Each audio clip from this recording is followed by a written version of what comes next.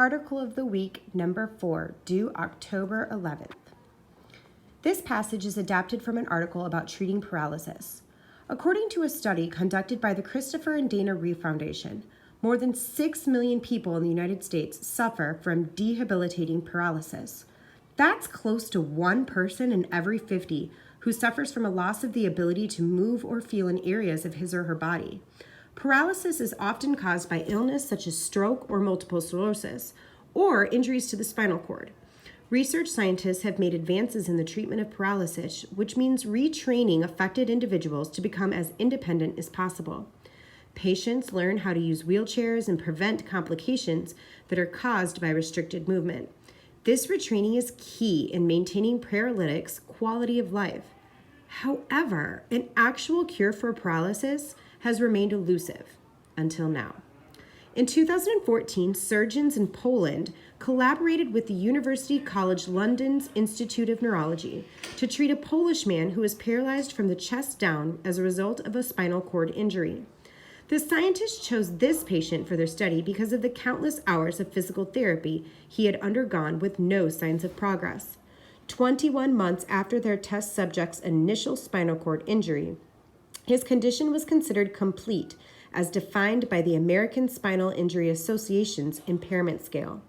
This meant that he experienced no sensory or motor function in the segments of his spinal cord nearest to his injury. The doctors used a technique refined during 40 years of spinal cord research on rats. They removed one of 2 of the patient's olfactory bulbs, which are structures found at the top of the human nose. From this structure, samples of olfactory and sheathing cells, responsible for a portion of the sense of smell, were harvested. These cells allow the olfactory system to renew its cells over the course of a human life.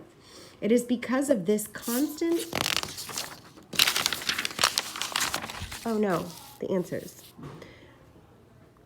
regeneration that scientists chose the particular cells to implant into the patient's spinal cord. After being harvested, the cells were reproduced in a culture. Then the cells were injected into the patient's spinal cord in 100 mini injections above and below the location of his injury.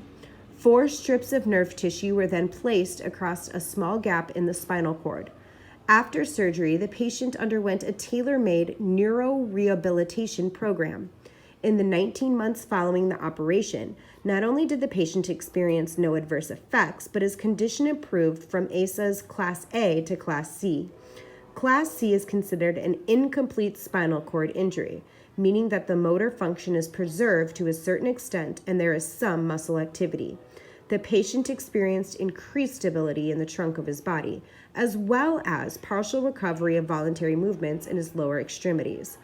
As a result, he was able to increase the muscle mass in his thighs and regain sensation in those areas. In late 2014, he took his first steps with the support of a walker. These exciting improvements suggest that the nerve grafts doctors placed in the patient's spinal cord bridged the injured area and prompted the regeneration of fibers. This was the first ever clinical study that showed beneficial effects of cells transplanted into the spinal cord. The same team of scientists plans to treat 10 more patients using this small cell transplant technique. If they have continued success, patients around the world can have both their mobility and their hope restored.